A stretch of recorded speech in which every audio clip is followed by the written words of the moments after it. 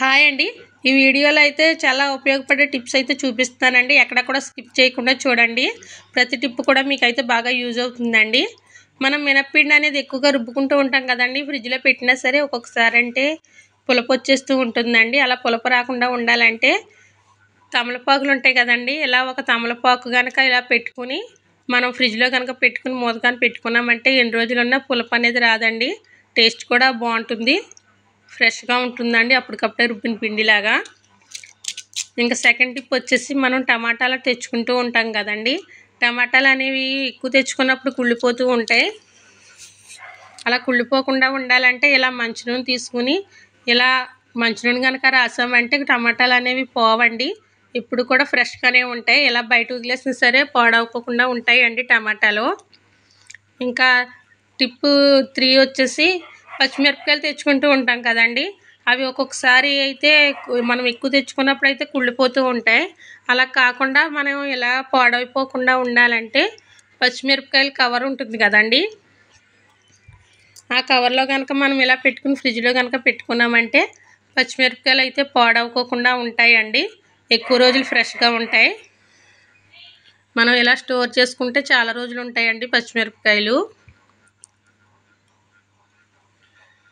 ఇంకా 4వ టిప్ వచ్చేసి ఈ వేసవకాలం వచ్చేస్తుంది కాబట్టి మనం పెరుగు తోడంటి పెట్టుకున్నామంటే పెరుగు అనేది తెల్లవారికి అయితే పులిసిపోతుందండి. అలా పులవకోకుండా ఉండాలంటే మనం ఇలా పెరుగు అనేది తోడుకునేటప్పుడే మనం దాంట్లో తోడేసుకున్న తర్వాత ఇలా ఒక ఎండుమిరపకాయని కనుక మనం పెరుగులో కనుక పెట్టుకుంటే మనకి పెరుగు అనేది పుల్లగా అవ్వదండి.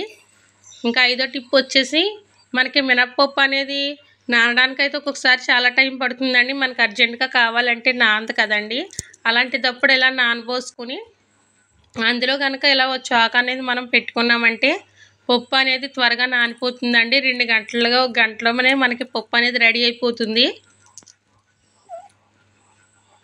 తొందరగా మనకైతే నానుతుందండి.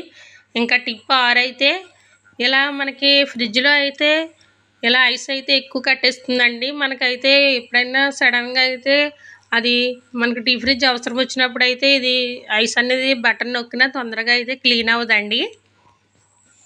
అలాంటప్పుడు మనం కొద్దిగా సాల్ట్ కనుక ఇలా ఐస్ ఎక్కువ కట్టిన కాడ కనుక వేసామంటే మనకి ఐస్ అనేది తొందరగా కరిగిపోతుందండి, చాలా బాగా క్లీన్ అయిపోతుంది డీప్ ఫ్రిడ్జ్ అనేది. ఈ టిప్ కూడా బాగా యూజ్ అవుతుందండి. చూసారు కదా, ఒక గంటలో అయితే మనకైతే అయిపోతుందండి. ఇంకా టిప్ అయితే 6 వచ్చేసి మనకైతే కత్తిరలు అయితే వాడుతూ ఉంటాం కదండి ఇంట్లో. అవి అయితే ఒకసారి అయితే పొదును ఉండదండి. అలాంటిదప్పుడు అయితే మనం సాన పట్టించుకుంటాక బయటకు వెళ్ళకోకుండా ఇంట్లోనే ఇలాగా అయిపోయిన ట్యాబ్లెట్స్ కవర్లు ఉంటాయి కదండి, వాటిని కనుక మనం ఇలా కట్ చేసుకున్నామంటే కత్తిర అనేది చాలా పొదునుగా అవుతుందండి. వీడియోలో చూపించినట్టు మనకి చిన్న చిన్న ముక్కల కింద కట్ చేసుకోవాలండి. చూసారు కదా, ఈ టిప్స్ అన్నీ కూడా మీకు బాగా అయితే యూజ్ అవుతాయండి. వీడియో నచ్చితే లైక్ చేయండి, మన ఛానల్ అయితే సబ్స్క్రైబ్ చేసుకోండి.